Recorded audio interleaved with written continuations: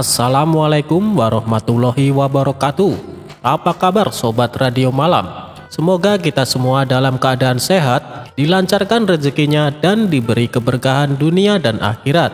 Amin ya robbal alamin.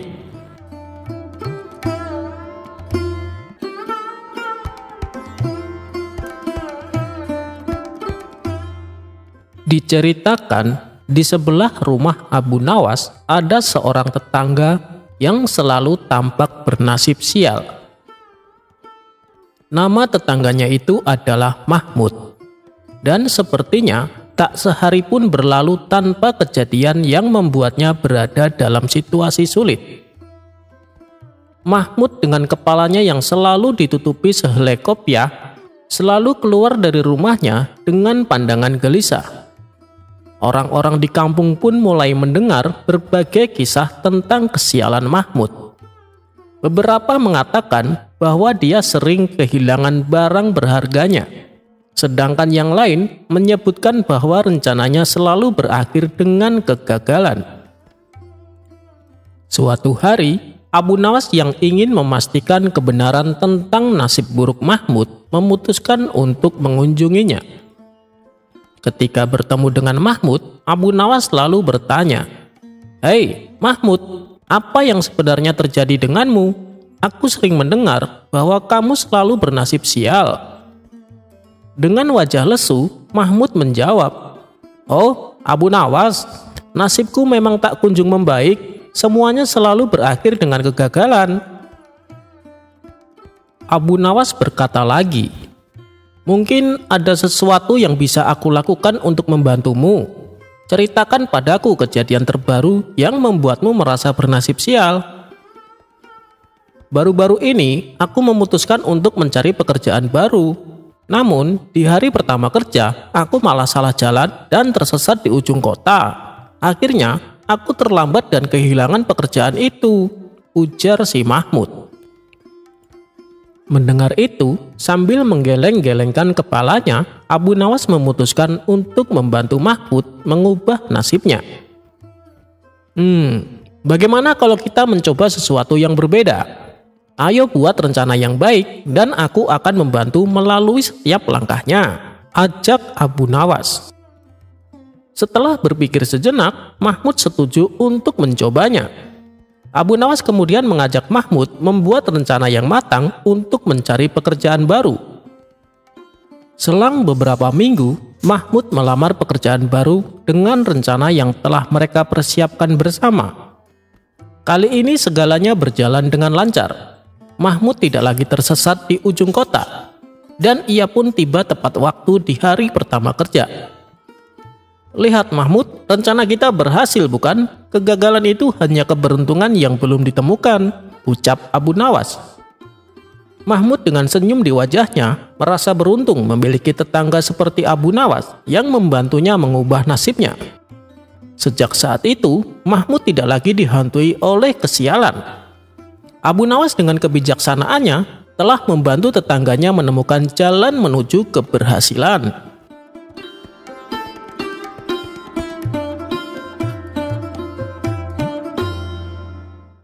Berawal dari suatu pagi, Abu Nawas sedang duduk-duduk santai di teras rumahnya. Mendadak datanglah beberapa prajurit istana. "Pak Tua, di manakah aku bisa menemukan tempat untuk bersenang-senang di daerah sekitar sini?" tanya seorang prajurit yang ternyata komandan prajurit.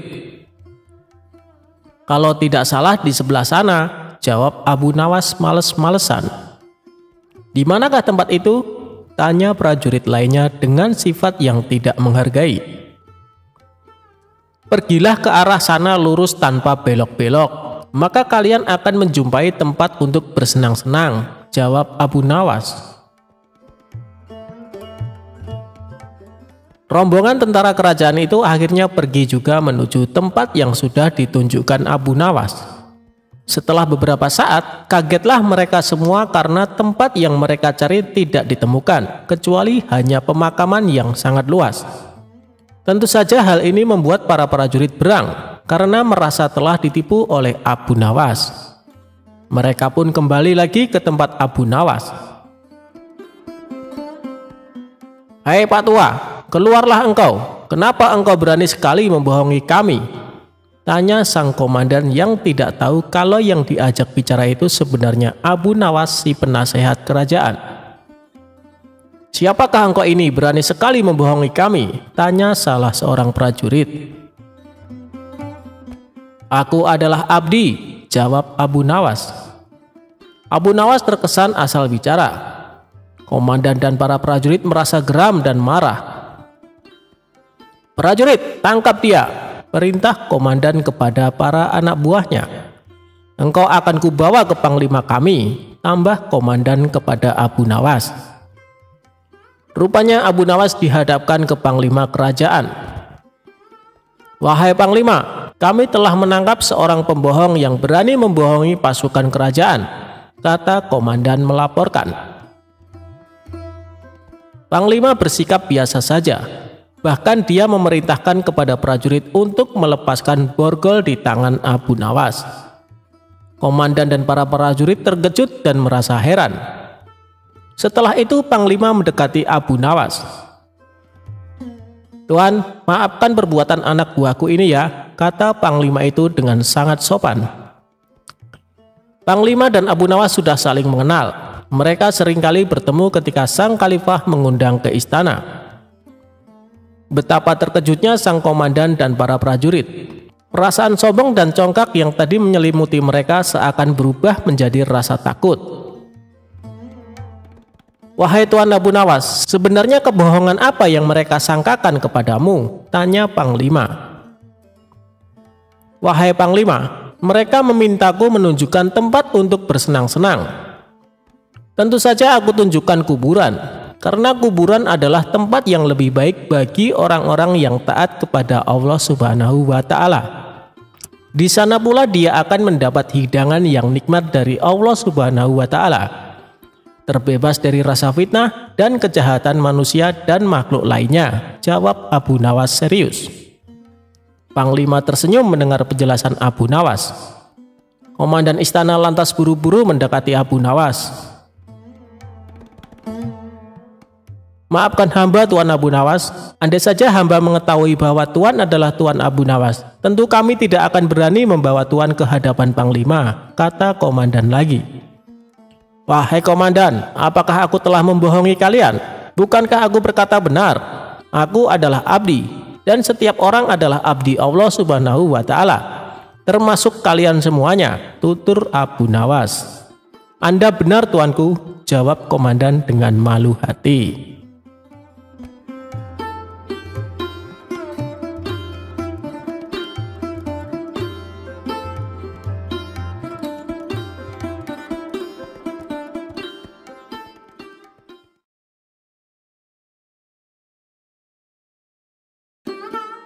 Pesan Abu Nawas jika harta di dunia hanya titipan.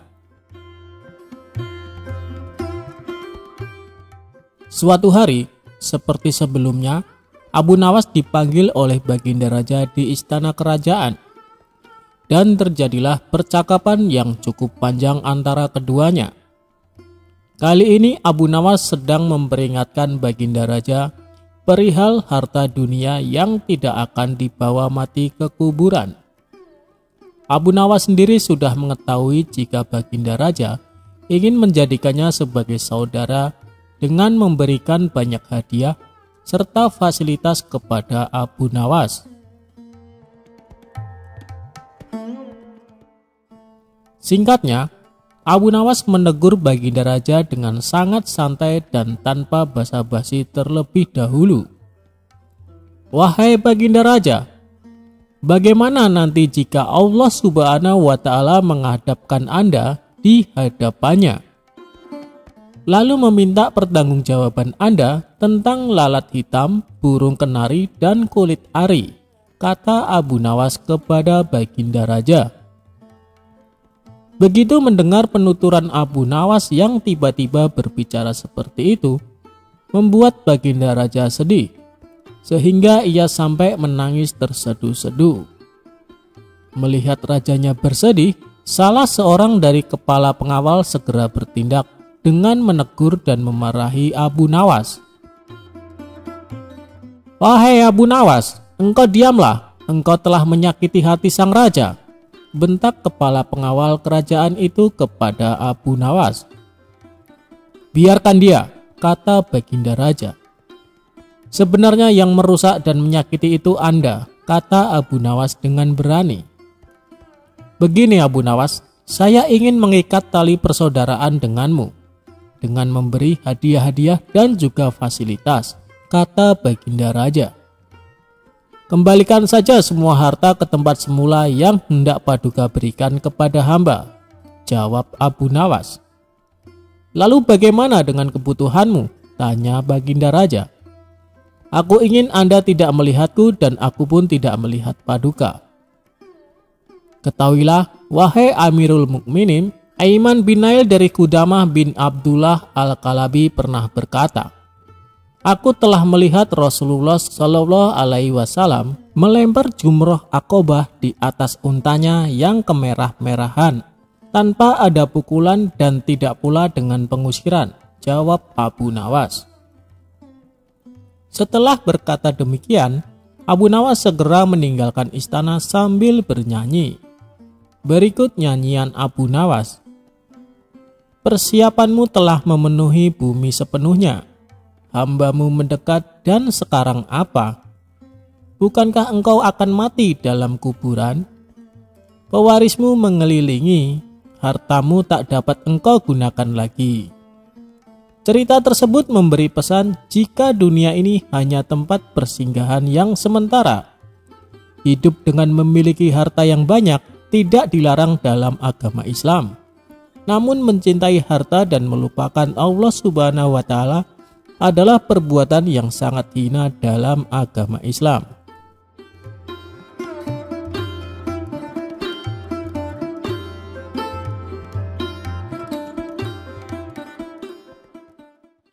Pesan Abu Nawas kepada orang yang suka pamer harta. Siapa yang tak mengenal Abu Nawas? Sosok penyair cerdik yang dikenal memiliki selera humor tinggi ini begitu masyhur di kalangan umat Islam. Meskipun tingkahnya yang nyeleneh, tetapi Abu Nawas merupakan seorang yang cerdas. Dikisahkan ada seorang pemuda yang gemar bersedekah kepada tetangga dan orang-orang terdekat. Ia juga dikenal sebagai sosok yang sederhana dan ramah. Akan tetapi, setelah mendapat warisan, kehidupannya berubah. Bukannya semakin rajin berbagi, ia justru menghamburkan uang tersebut untuk bersenang-senang. Dirinya bahkan membeli barang-barang mewah dan membangun rumah yang sangat besar seperti istana. Sejak saat itu, banyak orang di sekitarnya yang ingin menjadi temannya. Mereka mendadak bersikap baik kepada si pemuda tersebut. Baru beberapa hari tinggal di rumah barunya, ia sengaja membuat suasana menjadi meriah. Hampir setiap hari, ia bersama teman-teman barunya melakukan pesta dengan jamuan makanan yang sangat banyak. Hal tersebut ia lakukan hingga tak terasa uang, barang mewah, dan semua hartanya telah habis. Begitu juga dengan teman-temannya yang mulai menjauhi dirinya. Setelah itu, ia mulai menyadari kesalahannya. Saat dalam kondisi sendiri tanpa ada teman, saudara, maupun harta yang baru saja hilang dari kehidupannya itu. Sekarang hanya ada penyesalan atas apa yang ia perbuat. Di tengah-tengah kemalangannya itu, suatu hari ia berencana menemui Abu Nawas untuk meminta nasihat dan motivasi. Saat bertemu Abu Nawas, ia langsung mengutarakan maksud dari kedatangannya itu. "Wahai Tuan Abu Nawas, kini uangku sudah habis tak tersisa, dan kawan-kawanku telah menjauh meninggalkanku sendiri. Kini apa yang harus kuperbuat?" kata pemuda itu mengeluh. "Jangan khawatir kawan, segalanya akan kembali seperti semula. Tunggu saja beberapa hari ke depan, engkau akan kembali bahagia dengan harta-hartamu yang dulu," tutur Abu Nawas menenangkan suasana. "Jadi maksud Tuan saya akan kembali kaya seperti dulu?" Tanya pemuda itu dengan girang. Bukan begitu kawan, sepertinya engkau salah tafsir. Maksudku dalam waktu dekat ini, engkau akan terbiasa menjadi orang yang miskin dan tidak mempunyai teman. Seloroh Abu Nawas.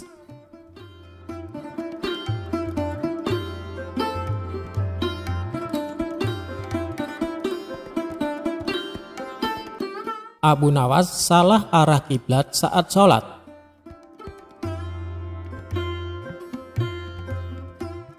Alkisah, sewaktu-waktu Abu Nawas mengunjungi sahabat lamanya yang sudah lama tidak ditemui. Seperti biasa, Abu Nawas hanya membawa perbekalan seadanya saat pergi ke kota lain menemui sahabatnya.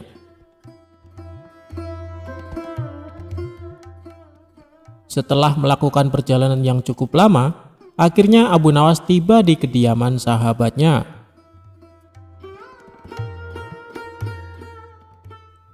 "Assalamualaikum," ujar Abu Nawas sambil mengetuk pintu rumah sahabatnya.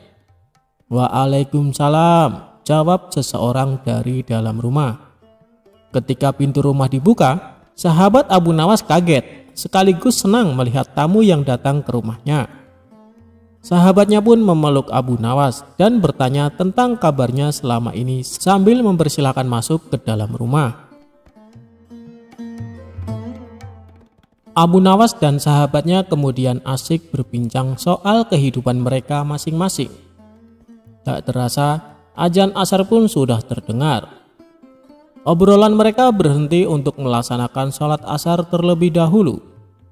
"Wahai kawan, saya minta izin sholat di rumahmu," pinta Abu Nawas kepada sahabatnya. "Oh, silahkan Abu Nawas, saya mau keluar sebentar untuk membeli makanan," balas sahabatnya kepada Abu Nawas. Abu Nawas pergi ke kamar mandi untuk mengambil wudhu. Selesai wudhu, ia bingung harus menghadap kiblat ke arah sebelah mana. Sementara sahabatnya sedang keluar rumah untuk membeli makanan. Kepada siapa Abu Nawas bisa bertanya? Abu Nawas pun menunggu sahabatnya pulang agar bisa menanyakan arah kiblat di mana. Namun, ditunggu-tunggu sahabatnya tak kunjung datang juga. Akhirnya, Abu Nawas memutuskan sholat dengan arah kiblat yang ia kira-kira sendiri di mana arahnya. Dan ia menggelar sajadahnya lalu sholat asar. Sahabatnya yang datang tak lama setelah Abu Nawas sholat asar langsung tertawa melihat sahabatnya salat dengan arah yang salah. Setelah Abu Nawas selesai sholat, sahabatnya berkata memberitahu bahwa kiblatnya salah. "Hei Abu Nawas, arah kiblatnya bukan ke situ," kata sahabatnya. Kemudian Abu Nawas balik bertanya kepada sahabatnya, apa arah kiblat waktu ia sholat tadi salah.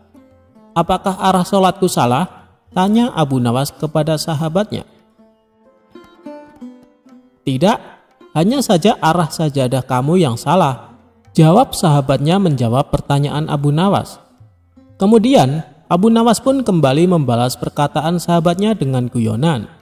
"Kalau begitu tegur saja sajadahku, jangan aku," kata Abu Nawas kepada sahabatnya. Sontak keduanya kemudian tertawa bersama-sama. Lalu Abu Nawas mengajak sahabatnya sholat berjamaah. "Ya sudah, mari kita sholat berjamaah. Habis itu baru kita makan-makan," ajak Abu Nawas kepada sahabatnya.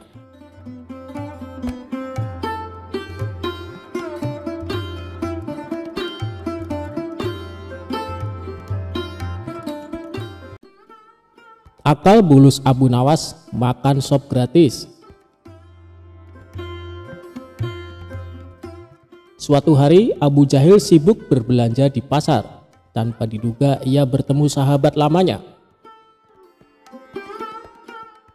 "Hei Abu Jahil, apa kabar?" tanya sahabatnya. "Kabar baik, lama kita tak bertemu," balas Abu Jahil.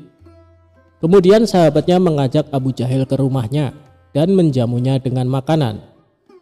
"Wahai kawan, aku merasa tersanjung dengan penghormatan ini. Kamu memang sahabatku yang istimewa. Besok aku mengundangmu ke rumahku untuk makan siang," pinta Abu Jahil. "Baiklah Abu Jahil, insya Allah aku akan datang," jawab sahabatnya itu. Esok harinya Abu Jahil membeli 2 ekor kelinci, tapi dia bingung bagaimana cara memasaknya. Kemudian ia teringat pada tetangganya Abu Nawas. Abu Nawas kan pandai memasak, aku akan meminta bantuannya, pikir Abu Jahil. Abu Jahil lalu mendatangi rumah Abu Nawas dan mengutarakan keinginannya. Tentu saja Abu Nawas dengan senang hati bersedia membantunya. Saat Abu Nawas sibuk memasak, Abu Jahil berkata kepadanya, "Abu Nawas, aku tinggal sebentar menjemput sahabatku di pasar, sebab dia belum tahu alamat rumahku." Abu Nawas pun menjawab, "Ya, kamu pergi saja Abu Jahil, aku akan buat masakan sop kelinci yang lezat." Setelah Abu Jahil pergi, sop kelinci yang dibuatnya sudah matang. Sepertinya lezat juga sop daging kelinci ini, pikir Abu Nawas. Dia pun mencicipinya satu iris. Mantap. Karena ketagihan, ia menyantap daging kelinci satu persatu sampai tersisa sedikit. Tidak lama kemudian datanglah Abu Jahil bersama sahabatnya. "Wahai Abu Nawas, ini sahabatku sudah datang, ayo siapkan makanannya," kata Abu Jahil. "Siap Abu Jahil, tapi lebih nikmat kalau ditambah dengan roti," ucap Abu Nawas. "Baiklah, aku akan keluar sebentar membeli roti," kata Abu Jahil. Sementara sahabat Abu Jahil duduk menunggu di ruang tamu. Ketika Abu Jahil keluar kedua kalinya ini, Abu Nawas malah menghabiskan sop kelinci yang dimasaknya. Selanjutnya, Abu Nawas berpikir bagaimana caranya agar Abu Jahil tidak marah. Tiba-tiba muncul ide jahil Abu Nawas. Ia menemui sahabat Abu Jahil yang duduk menunggu di ruang tamu. "Apakah kamu tahu kenapa diundang ke rumah Abu Jahil?" tanya Abu Nawas. "Aku tahu karena aku sahabatnya," jawab sahabat Abu Jahil. "Berarti kamu tidak tahu alasan yang sebenarnya," kata Abu Nawas berpura-pura sedih. "Memangnya ada apa dengan Abu Jahil?" tanya sahabat itu penasaran. "Sebenarnya sudah lama dia gila, sudah berobat kemana-mana tapi tidak ada satupun yang menyembuhkannya. Kemudian ada tabib yang menyarankan Abu Jahil memakan telinga manusia, dan ternyata manjur. Abu Jahil semakin membaik dan mulai mengenali siapa saja sahabatnya, dan alasannya mengajakmu kemari agar bisa memotong telingamu untuk dimakan," kata Abu Nawas. "Apa ini serius?" tanya sahabat Abu Jahil. "Kalau tidak percaya, lihatlah ke dapur, aku disuruh memasak sop tapi tidak ada dagingnya, karena dia menginginkan kedua telingamu," ujar Abu Nawas. Spontan sahabat Abu Jahil masuk ke dapur dan melihat sop yang dibuat Abu Nawas. "Ternyata benar, aku harus secepatnya pergi dari sini," pikir sahabat Abu Jahil. Ketika hendak pergi keluar, ia berpapasan dengan Abu Jahil tepat di depan pintu. "Maaf kawan, aku terlambat. Aku akan segera menyiapkan hidangannya," kata Abu Jahil. Kemudian Abu Jahil masuk ke dalam dan memberikan kepada Abu Nawas. "Mana sop kelincinya Abu Nawas?" tanya Abu Jahil.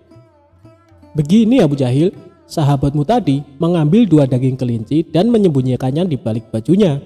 Lihatlah, sahabatmu keluar dan lari karena dia ketakutan dan malu kepadamu," ucap Abu Nawas. Abu Jahil menengok ke arah ruang tamu. Benar saja, sahabatnya sudah pergi keluar. Abu Jahil pun berlari menyusul sahabatnya. "Hei kawan, ambillah satu saja dan berikan satu untukku," teriak Abu Jahil.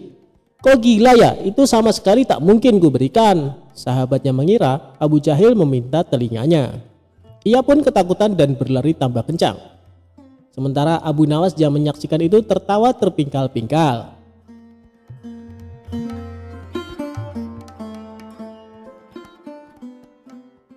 Suatu hari Abu Nawas merasa sedih karena kehilangan burung yang amat disayangi. Tidak ingin kesedihannya berlarut-larut, ia berinisiatif membeli burung baru. Maka pergilah Abu Nawas ke pasar burung di pusat kota. Setibanya di pasar, Abu Nawas langsung mendatangi salah satu toko yang menjual beraneka macam burung. "Anda mencari burung jenis apa tuan?" tanya si penjual. "Aku mau lihat-lihat dulu, nanti kalau sekiranya ada yang cocok baru ku beli," jawab Abu Nawas. Lalu tanpa sengaja Abu Nawas melihat ada burung yang sangat indah. Bulunya warna-warni dan kemilau. "Burung apa ini? Aku baru melihatnya," tanya Abu Nawas. "Oh, ini burung dari India, Tuan. Apakah Tuan berminat?" jawab si penjual. "Ya, aku tertarik. Tapi apa burung ini bisa berkicau?" tanya Abu Nawas lagi. "Waduh, sayang sekali, Tuan. Burung ini tidak dapat berkicau. Tapi burung ini bisa berbicara seperti manusia. Bahkan dia bisa diajak bicara. Dan satu lagi, Tuan, burung ini sangat cerdik," jelas si penjual. "Benarkah?" tanya Abu Nawas penasaran. Untuk membuktikannya, Abu Nawas lalu mencoba mengajaknya berbicara. Benar saja, burung itu bisa diajak berbicara layaknya manusia. "Baiklah, aku beli burung ini," kata Abu Nawas. Setelah transaksi pembayaran selesai, Abu Nawas langsung membawa pulang burung tersebut. Setibanya di rumah, ia menaruh burungnya dalam sebuah sangkar yang sangat indah. Suatu ketika saat Abu Nawas sedang asik bercengkrama dengan si burung, datanglah beberapa pengawal istana ke rumahnya. "Tuan Abu Nawas, Anda diperintahkan Baginda Raja untuk menghadapnya sekarang," kata salah satu pengawal. "Oh, baiklah, aku akan segera ke sana. Kalian pergilah dulu, nanti aku menyusul," balas Abu Nawas. Singkat cerita, Abu Nawas pun datang ke istana menghadap Baginda Raja. Ternyata Baginda Raja akan mengutus Abu Nawas pergi ke negeri India untuk suatu keperluan. Sepulangnya dari istana, Abu Nawas langsung berkemas dan bersiap-siap. Tidak lupa dia juga berpamitan dengan burung barunya itu. "Hei burung, aku tahu kau berasal dari India, dan Baginda Raja akan mengutusku ke negerimu. Apa kau punya permintaan? Barangkali kau kangen dengan makanan India, aku bisa membawakannya untukmu," kata Abu Nawas.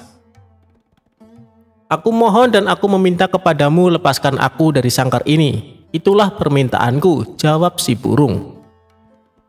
"Wah, kalau itu permintaannya, aku tidak bisa. Aku tidak mungkin melepaskanmu. Aku membelimu dengan harga mahal. Kau sudah menjadi milikku sekarang," ujar Abu Nawas. "Baiklah kalau kau tidak bisa melepasku.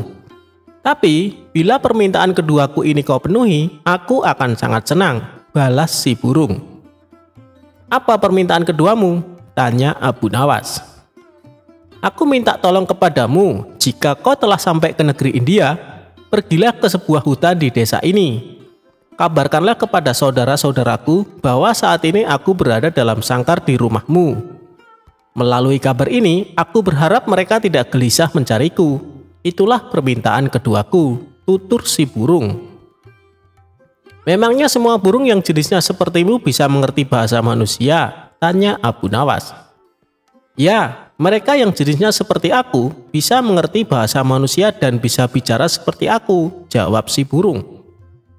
"Baiklah, aku akan berusaha memenuhi permintaanmu kali ini," ucap Abu Nawas. Singkat cerita, sampailah Abu Nawas di negeri India. Ia pun langsung melaksanakan tugas dari Baginda Raja. Setelah tugas-tugasnya selesai, barulah Abu Nawas menuju hutan di desa yang dimaksud oleh burungnya. Tidak disangka-sangka, baru saja memasuki hutan beberapa puluh meter, Abu Nawas melihat sekawanan burung hinggap di sebuah pohon tepat di atas kepalanya. Burung-burung itu mirip dengan burung yang ada di rumahnya. Ia segera saja berkata ke sekawanan burung itu, "Wahai burung, aku ingin menyampaikan pesan dari saudaramu, bahwa saat ini saudaramu terkurung di dalam sangkar yang ada di dalam rumahku. Kalian jangan mencarinya, karena saat ini saudaramu telah menjadi milikku," kata Abu Nawas. Mendengar kabar tersebut, salah satu burung tiba-tiba pingsan dan jatuh mengenai kaki Abu Nawas. Lalu Abu Nawas memungutnya dan membolak-balik badan si burung. Aneh, burung ini mendadak mati. Mungkin ia kaget karena mendengar kabar saudaranya sedang terpenjara dalam sangkar dan jauh berada di negeriku, kata Abu Nawas dalam hati. Ia tidak mau ambil pusing atas kejadian ini. Hal terpenting, dia telah menyampaikan pesan si burung kepada saudara-saudaranya. Abu Nawas lalu memutuskan berlayar kembali dan pulang ke negerinya. Setibanya di rumah, ia memberitahu burungnya bahwa permintaannya telah disampaikan. "Bagaimana kabar saudara-saudaraku? Apa mereka baik-baik saja?" tanya si burung. "Semuanya baik-baik saja, tapi ada salah satu burung yang tiba-tiba langsung mati saat mendengar kabar kalau kau sekarang berada di sini," kata Abu Nawas menjelaskan. Mendengar berita yang disampaikan Abu Nawas, burung yang ada di sangkar pun tiba-tiba pingsan dan jatuh. Spontan Abu Nawas menjadi kaget dan segera mengambil burung tersebut. Setelah dibolak-balik, ternyata burungnya mati mendadak. Apa mungkin ini gara-gara mendengar kabar kalau saudaranya telah mati? Ia sangat terkejut sampai mengalami kematian, pikir Abu Nawas. Abu Nawas pun menjadi sedih. Dia lalu menggotong burungnya dan menempatkannya di bibir jendela. Tapi, tiba-tiba saja burung itu segera terbang dan hinggap di salah satu pohon di dekat jendela. Sebelum terbang tinggi, si burung berkata kepada Abu Nawas, "Wahai Tuan, ketahuilah bahwa apa yang kau anggap kesedihan bisa jadi merupakan kabar baik bagi yang lain.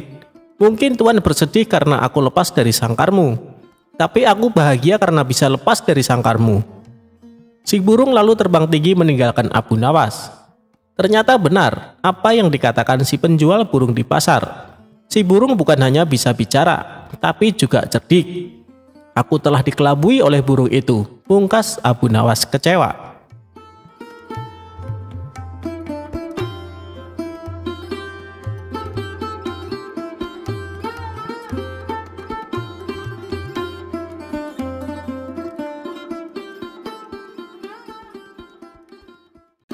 Imam Syafi'i enggan menyolati jenazah Abu Nawas.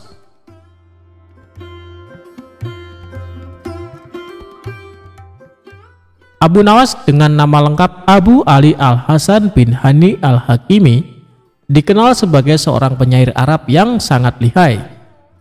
Namun di berbagai belahan dunia, Abu Nawas dikenal sebagai seorang sosok yang lucu, kocak alias jenaka. Abu Nawas juga sangat cerdik saat menghadapi raja dan memecahkan teka-teki yang belum ada jawabannya. Abu Nawas adalah seorang sufi yang paham Al-Quran dan hadis, tetapi dia menampakkan tingkah konyol dan kontroversi. Dia hidup di masa Raja Harun Ar-Rasyid dari dinasti Abbasiyah, sekaligus hidup di masa Imam Syafi'i. Masa muda Abu Nawas dikenal sebagai pemabuk yang gemar minum khamar, bahkan dijuluki penyair khamar. Imam Syafi'i kurang suka dengan sikap Abu Nawas karena dianggap tidak mencerminkan seorang muslim.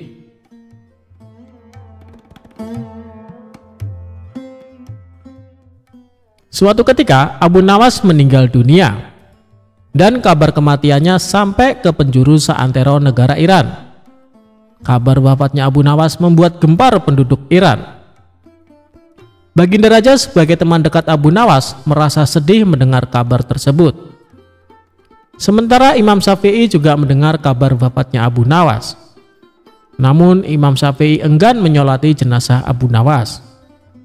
Sementara di satu sisi banyak warga berkumpul di rumah Abu Nawas untuk melayat dan mendoakan jenazah Abu Nawas. Ketika jenazah Abu Nawas hendak dimandikan, salah seorang warga menemukan kertas di saku Abu Nawas. Kertas tersebut ternyata berisi syair Abu Nawas yang ditulis terakhir kali sebelum beliau meninggal dunia.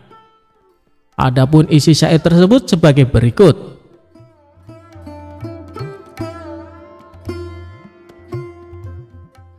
"Wahai Tuhanku, dosaku terlalu besar dan banyak. Tapi aku tahu bahwa ampunanmu lebih besar.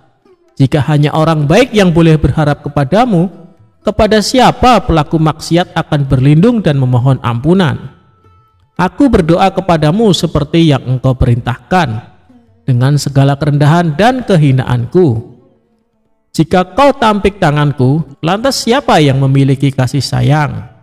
Hanya harapan yang ada padaku ketika aku berhubungan denganmu dan keindahan ampunanmu. dan aku pasrah setelah ini."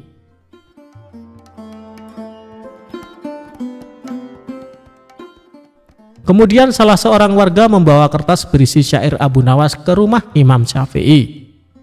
Warga tersebut menjelaskan bahwa kertas tersebut ditemukan di saku Abu Nawas saat akan dimandikan. Setelah membaca syair Abu Nawas tersebut, Imam Syafi'i sangat sedih dan menangis sejadi-jadinya. Kemudian Imam Syafi'i pergi ke rumah Abu Nawas untuk menyolatkan jenazahnya. Itulah kisah syair terakhir Abu Nawas yang mampu meluluhkan pemilik mazhab terbesar, yaitu Imam Syafi'i. Semoga kita bisa mengambil hikmah dari kisah Abu Nawas yang hidup sezaman dengan Imam Syafi'i.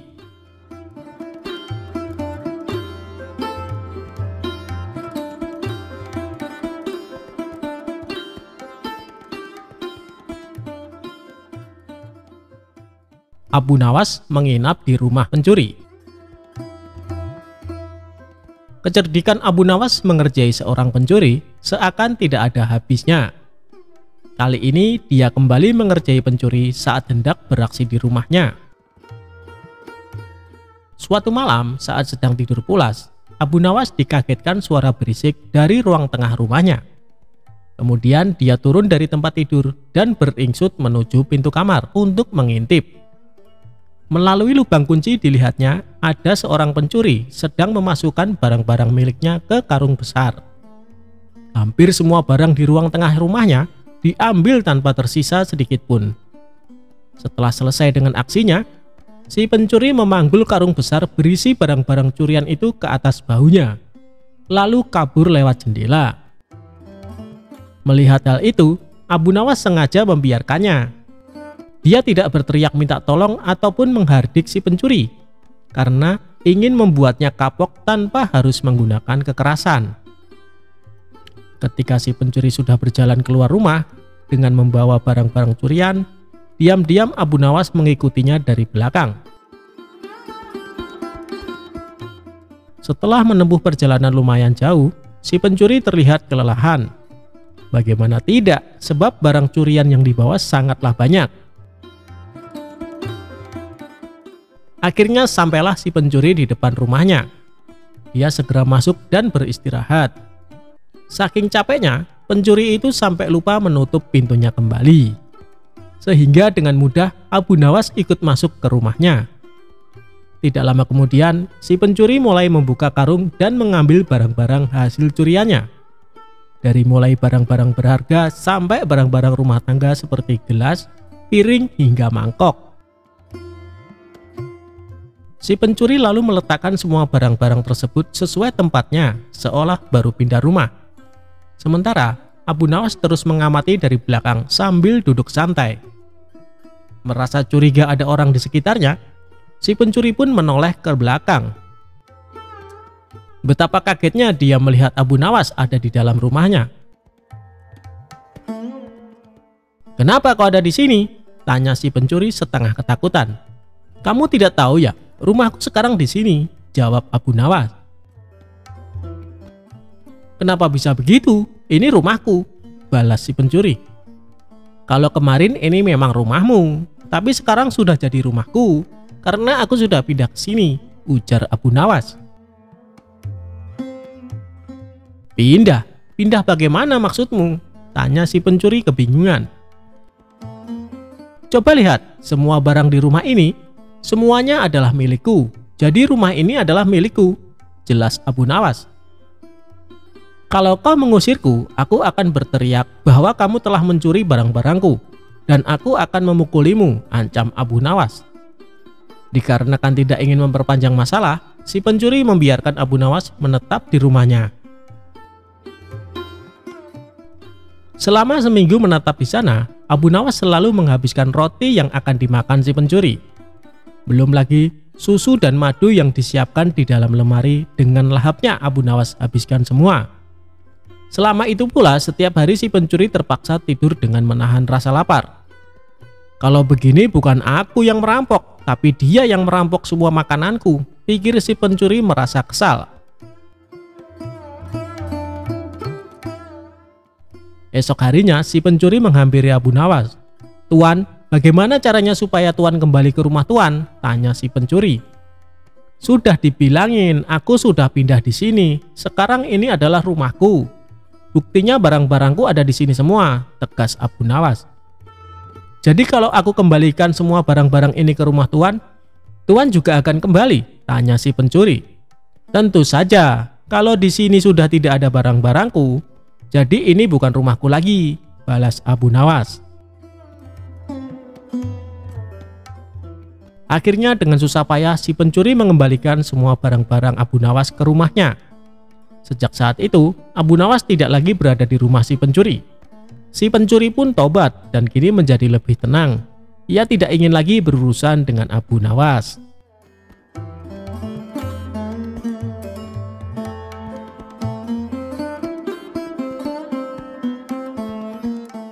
Abu Nawas bunuh diri dengan racun. Bukannya mati, tapi malah kenyang.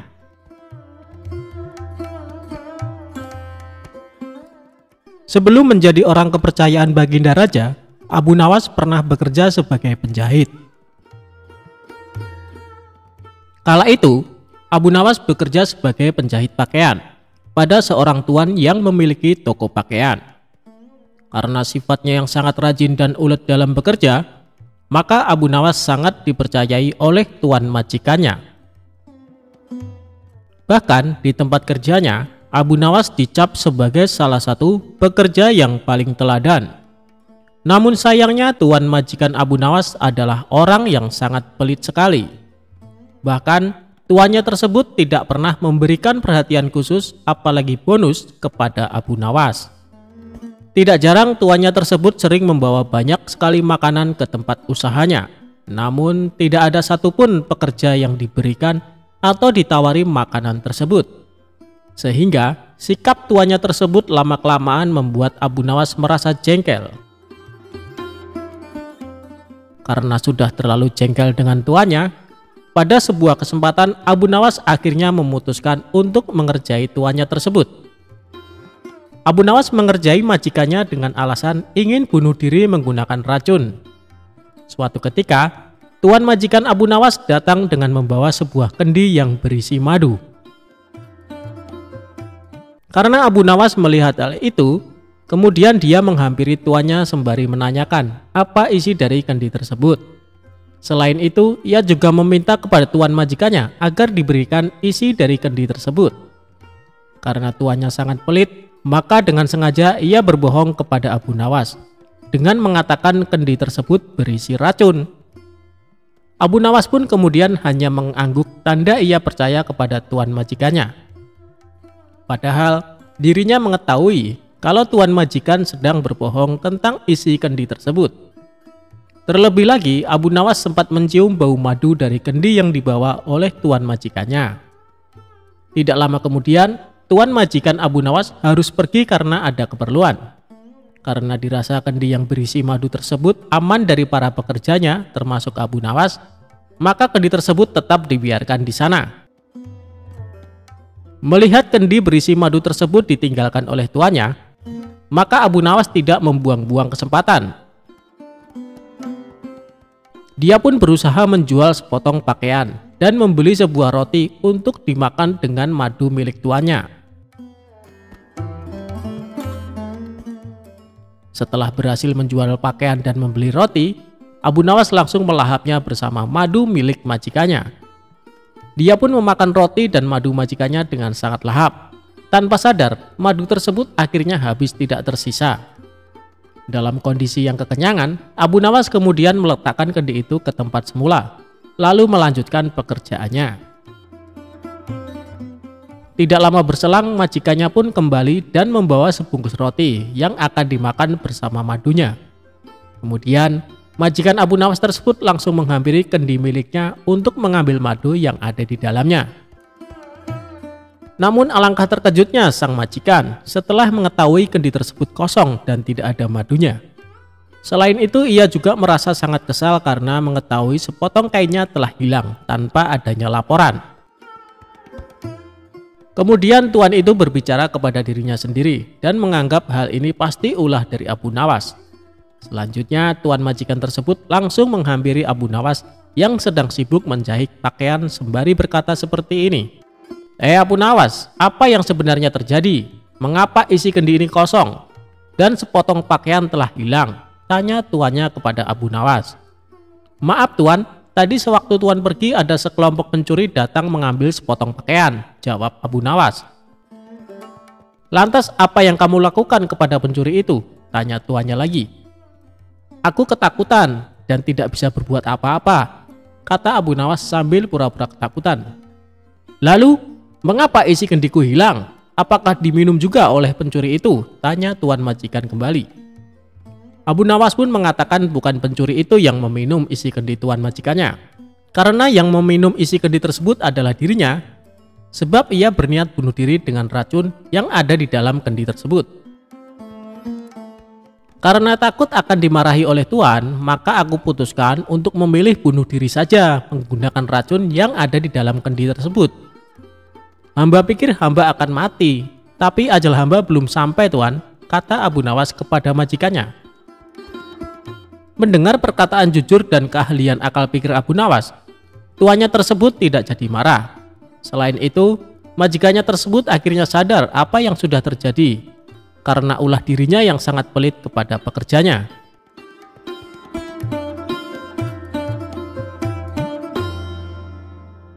Jawaban Abu Nawas ketika ditanya Allah sedang apa sekarang.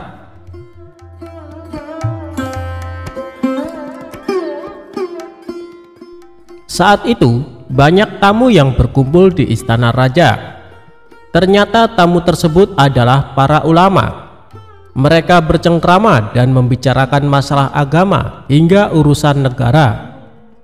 Dan di sela-sela waktu santainya, para ulama tersebut mendadak menerima pertanyaan dari sang raja.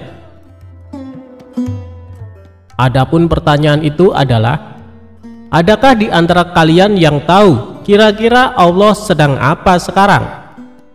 Spontan para ulama tersebut melontarkan balik pertanyaan.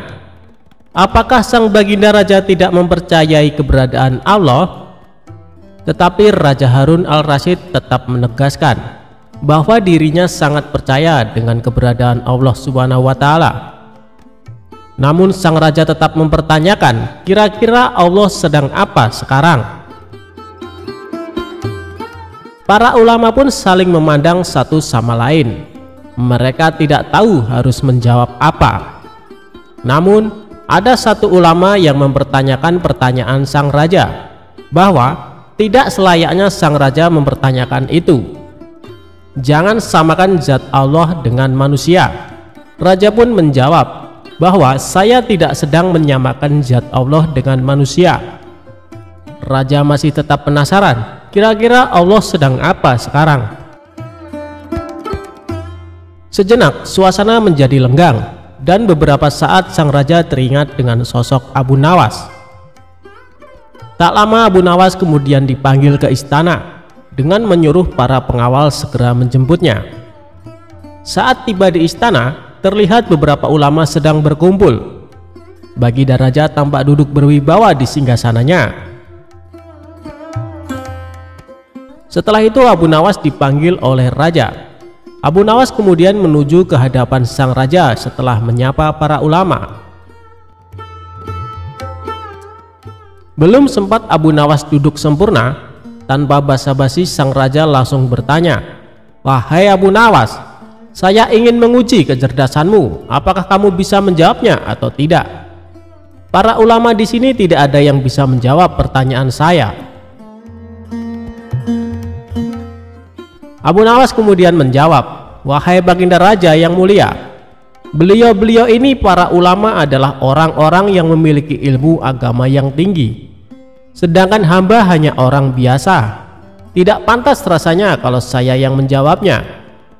Namun jika baginda raja berkenan, pertanyaan seperti apakah yang ditanyakan?" "Tadi saya bertanya pada ulama di sini, kira-kira Allah sedang apa sekarang?" Mendengar pertanyaan itu, sejenak Abu Nawas pun terdiam dan kemudian menjawab, "Saya bisa menjawab pertanyaan baginda raja, tetapi ada syaratnya." Adapun syarat yang diajukan oleh Abu Nawas adalah, saya harus duduk di singgasana Baginda Raja, sedangkan Baginda Raja harus duduk di bawah bersama para ulama. Baginda Raja pun menuruti permintaan Abu Nawas tersebut. Setelah menduduki singgasana Baginda Raja, Abu Nawas berkata dengan lantang, "Kalau Baginda Raja ingin tahu Allah sedang apa sekarang, saksikanlah, Allah sedang mengangkat saya, Abu Nawas, menjadi raja dan Baginda Raja menjadi rakyat biasa." Mendengar jawaban Abu Nawas tersebut, Baginda Raja pun tersenyum.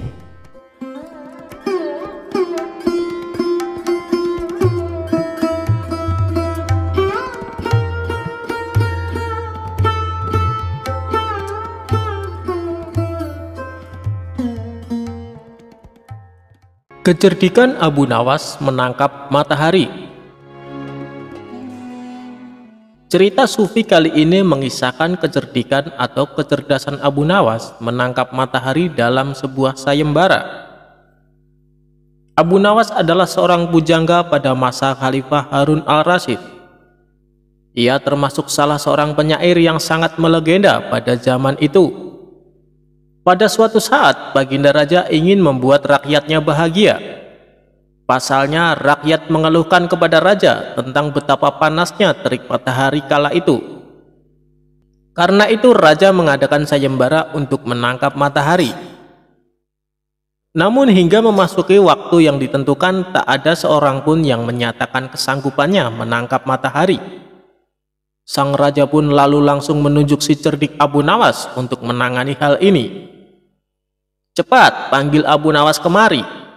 Ada tugas penting yang harus dilakukan," perintah Baginda Raja kepada beberapa pengawalnya. Singkat cerita, datanglah Abu Nawas menghadap Baginda Raja. "Ampun Paduka yang mulia, ada apa gerangan Paduka memanggil hamba?" tanya Abu Nawas. "Begini Abu Nawas, beberapa hari ini saya mendapatkan banyak pengaduan dari rakyatku," jawab Baginda Raja. "Kalau boleh tahu apa pengaduan mereka Paduka yang mulia, barangkali hamba bisa membantu," balas Abu Nawas. Raja akhirnya menceritakan apa yang dikeluhkan masyarakat akhir-akhir ini. Kemudian Abu Nawas menanyakan apa yang dikehendaki oleh sang raja dengan kondisi seperti itu. Raja pun kemudian menceritakan idenya untuk menangkap matahari dan menunjuk Abu Nawas untuk melakukannya. "Bagaimana kalau matahari ditangkap saja, Abu Nawas? Dan orang yang pantas untuk melakukan pekerjaan itu adalah kamu," ujar Baginda Raja. Mendengar perintah Baginda Raja, Abu Nawas langsung tertunduk lemas. "Apa tidak ada cara lain Paduka? Misalnya mereka diliburkan dulu dalam bekerja di ladang," kata Abu Nawas mengusulkan. Usulan Abu Nawas ternyata tidak diterima oleh sang raja. Karena jika mereka diliburkan, mereka tidak bisa makan. "Tidak bisa Abu Nawas, kalau mereka libur berladang, lalu mereka mau makan apa? Jalan satu-satunya matahari harus ditangkap," balas Baginda Raja. Abu Nawas hanya terdiam. Dalam hati ia berkata, mungkin menangkap matahari pekerjaan yang mustahil dilakukan. Namun karena ini adalah titah raja, mau tidak mau Abu Nawas harus menerimanya. "Sekarang kamu pulang dulu Abu Nawas, dan besok kamu harus kembali ke sini untuk menangkap matahari. Kalau kamu tidak bisa melakukannya, kamu akan menerima hukuman," tegas sang raja.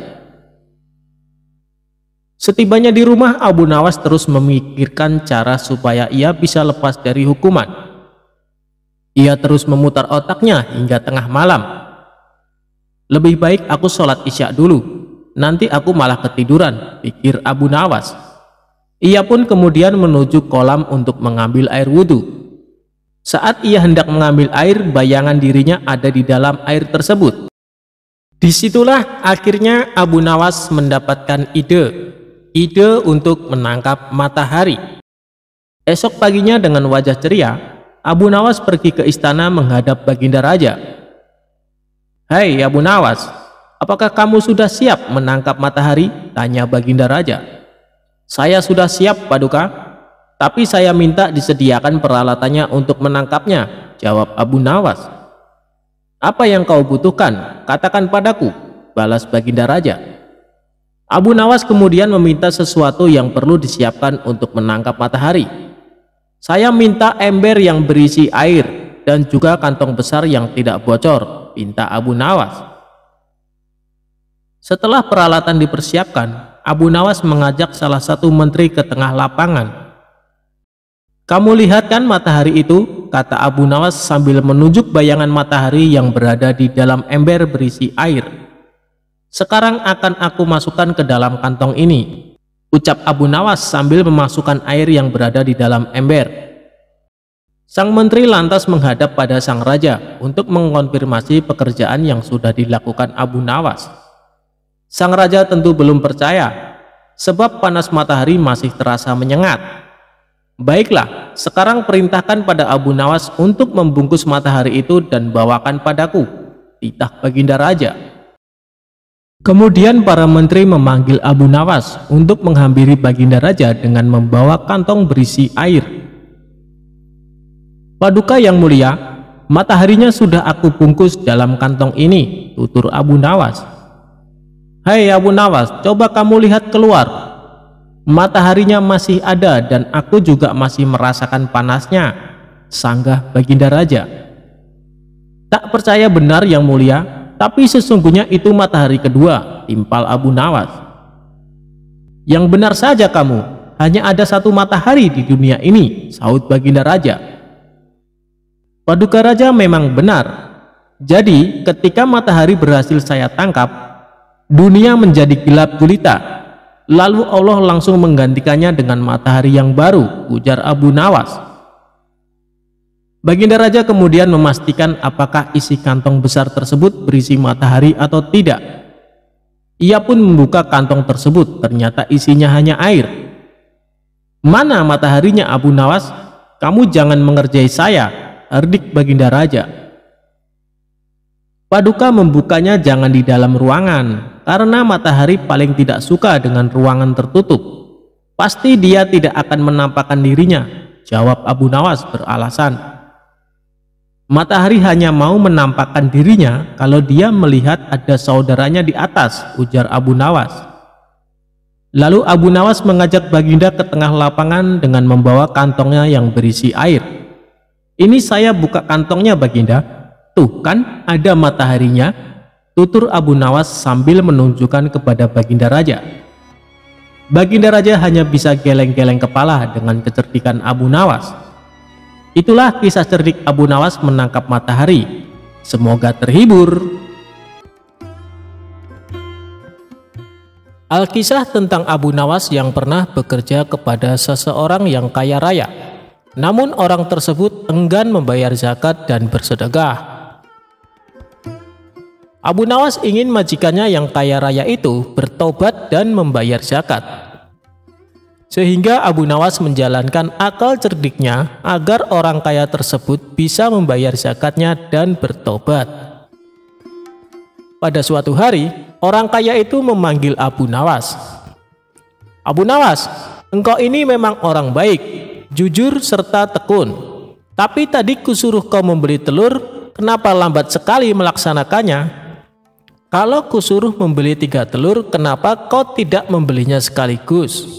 Engkau pergi ke warung membawa 1 butir telur, dan kemudian kembali lagi ke warung dan membawa 1 butir telur, dan terus seperti itu hingga membeli 3 telur. Kamu pergi 3 kali ke warung, kata orang kaya itu heran dan kesal. Abu Nawas tersenyum dan menjawab, maaf tuan, saya memang salah. Saya tidak akan mengerjakan hal seperti itu lagi, ucap Abu Nawas.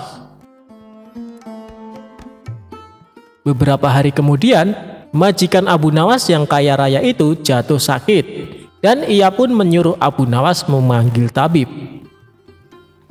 Ternyata Abu Nawas tidak hanya membawa tabib, tapi juga membawa beberapa orang lainnya. Majikan Abu Nawas yang tengah berbaring itu bertanya, aku hanya menyuruhmu memanggil tabib. Beberapa orang itu siapa? Begini tuan, Tabib biasanya menyuruh meminum obat, jadi saya sekalian membawa tukang obat. Dan tukang obat membutuhkan bahan-bahan obat, jadi saya juga membawakan penjual bahan obat-obatan.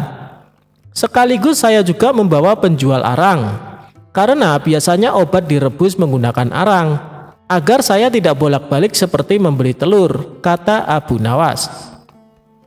Dan mungkin Tuan juga tidak akan sembuh, kemudian meninggal dunia. Saya juga membawa tukang penggali kubur, lanjut Abu Nawas. Mendengar penjelasan Abu Nawas, sang majikan kaget dan langsung berdiri. Karena teringat akan kematiannya, majikan tersebut menjadi bertobat dan rajin membayar zakat.